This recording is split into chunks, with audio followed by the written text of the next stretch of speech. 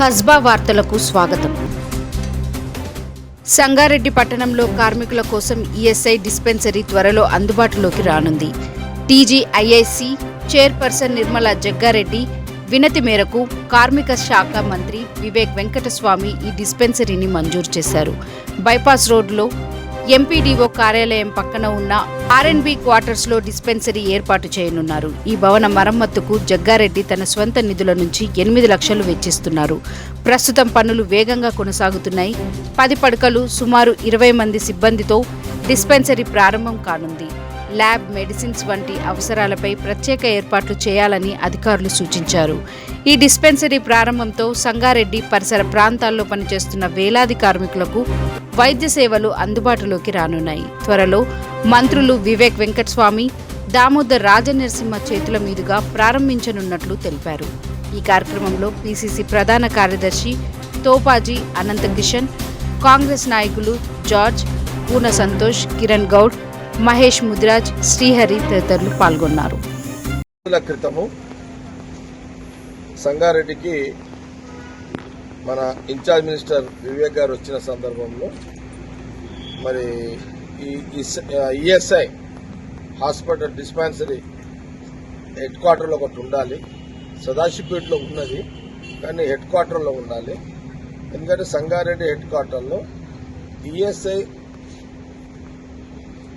Eligible ఉన్నటువంటి ఏదైతే factories ఉన్నాయో ఆ ఫ్యాక్టరీలకు సంబంధించిన కార్మికులకు డిస్పెన్సరీ ఇక్కడ ఈఎస్ఐ ఉంటే బాగుంటుంది అని నిర్మల గత కొన్ని రోజుల క్రితము మినిస్టర్ వివేక్ గారిని కోరిన సందర్భంలో అంతకుముందు కూడా దామోదర్ గారు కూడా చెప్పడం జరిగింది. ఇప్పుడు ఇన్ఛార్జ్ మినిస్టర్ వివేక్ గారే కాబట్టి, అది కాకుండా ఆయన శాఖనే, ఇది వారి శాఖనే కాబట్టి వారు నిర్మల అడిగిన వెంటనే వారు స్పందించడం జరిగింది. మినిస్టర్ గారు immediately dispensary ESI hospital Sangareddy head క్వార్టర్లో శాంక్షన్ ఇవ్వడం జరిగింది.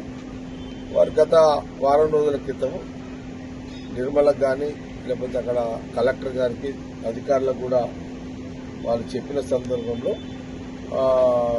మరి ఇమీడియట్లీ శాంక్షన్ వచ్చింది.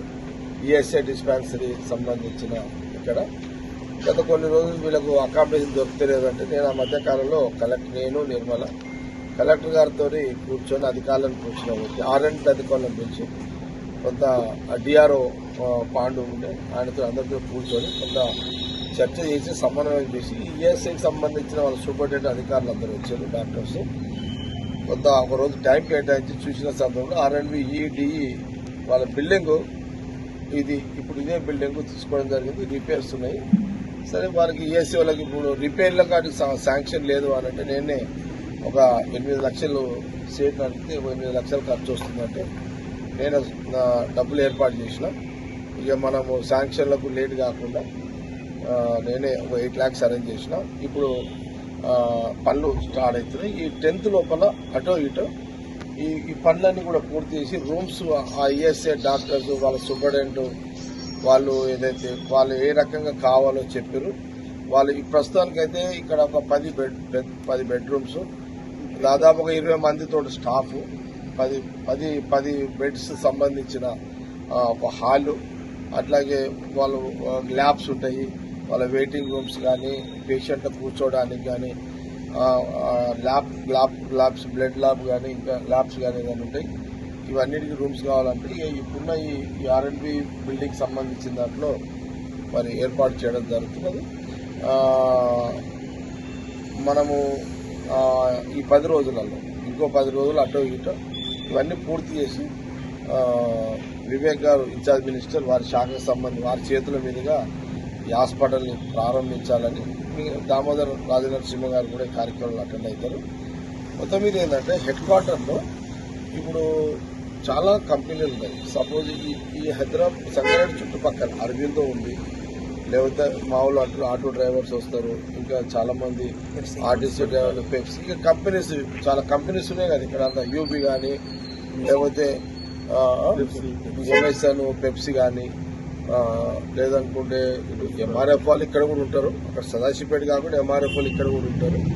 చుట్టుపక్కల ఈఎస్ఐ ఎలిజిబుల్ ఉన్న ఎన్ని కంపెనీలు అయితే ఉన్నాయో, ఎంతమంది కార్మికులు ఉన్నారో ఈఎస్ఐ ఎలిజిబుల్ ఉన్న వాళ్ళందరికీ ఇక్కడ డిస్పెన్సరీ ఏర్పాటు వల్ల అన్ని ఎమర్జెన్సీ కింద ఇక్కడ వస్తుంది. మరి అదే కాకుండా ఇప్పుడు చర్చ చేస్తున్న సందర్భంలో మా డిస్పెన్సరీ వచ్చిన వాళ్ళు ఏదైనా ప్రైవేట్ అంటే ఇక్కడ ట్రీట్మెంట్ ఇంకా పెద్ద ట్రీట్మెంట్ అవసరం అనుకుంటే వీళ్ళు అక్కడ సనత్ నగర్ యూఎస్ఏ పంపిస్తారు. లేదంటే ఇక్కడ ఏదైనా చుట్టుపక్కల ఇక్కడ టౌన్లో ఏదైనా కార్పొరేట్ అంటే ప్రైవేట్ హాస్పిటల్ ఏవైతున్నాయో వాళ్ళకు కూడా వీళ్ళు పంపవచ్చు అంట. అలాంటి ఫెసిలిటీస్ కూడా ఈ యూఎస్ఏ డిస్పెన్సరీలో ఉంటాయని చెప్తున్నారు.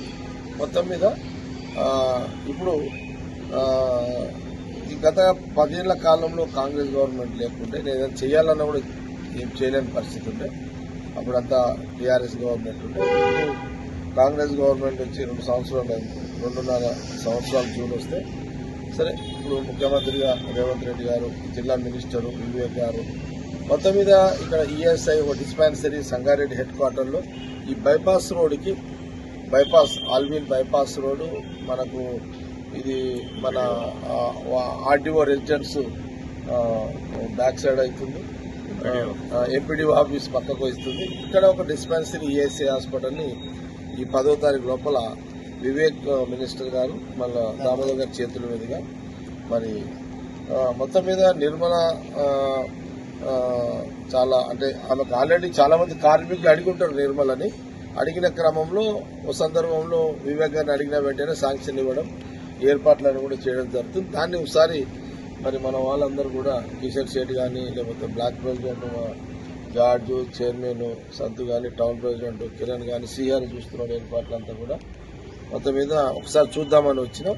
మొత్తం మీద ఒక మంచి పరిణామం, ఒక మంచి కాంగ్రెస్ గవర్నమెంట్లో ఒక మంచి అవకాశము.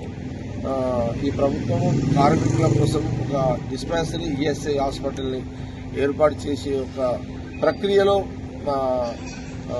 ఒక మంచి కార్యక్రమం అందుబాటులో ఉండే ఒక డిస్పెన్సరీ ఈఎస్ఐ హాస్పిటల్ని ఏర్పాటు చేయడం చాలా చాలా మంచిగా అనిపిస్తుంది. ఎనీ ఎమర్జెన్సీ ఏ కార్మికులైనా ఇక్కడ వచ్చి ట్రీట్మెంట్ చేసుకునే ఒక మంచి అంటే మనము ఈ టౌన్లో మనకు సెంటర్ అవుతుంది. ఇప్పుడు ఇది సెంటర్ అయిపోయింది ఏదైనా. కాబట్టి ఇది సంగారెడ్డి నియోజకవర్గంలో ఉన్న ప్రజలు అంటే ఈఎస్ఐ అర్హత కలిగిన కార్మికులందరికీ డిస్పెన్సరీ ఈఎస్ఐ హాస్పిటల్ ద్వారా వాళ్ళకు అందుబాటులో ఒక సర్వీస్ హాస్పిటల్ ఇక్కడ ఏర్పాటు చేయడం జరుగుతుందనే విషయాన్ని నేను ఈ వీడియో ద్వారా యావత్తు కార్మికులకు అందరికీ కూడా తెలియజేయడం జరుగుతుంది. Thank you for watching Kasba news channel. నిరంతర వార్తల కోసం ఛానల్ని సబ్స్క్రైబ్ చేసుకుని పక్కనే ఉన్న బెల్ ఐకాన్ని క్లిక్ చేయండి.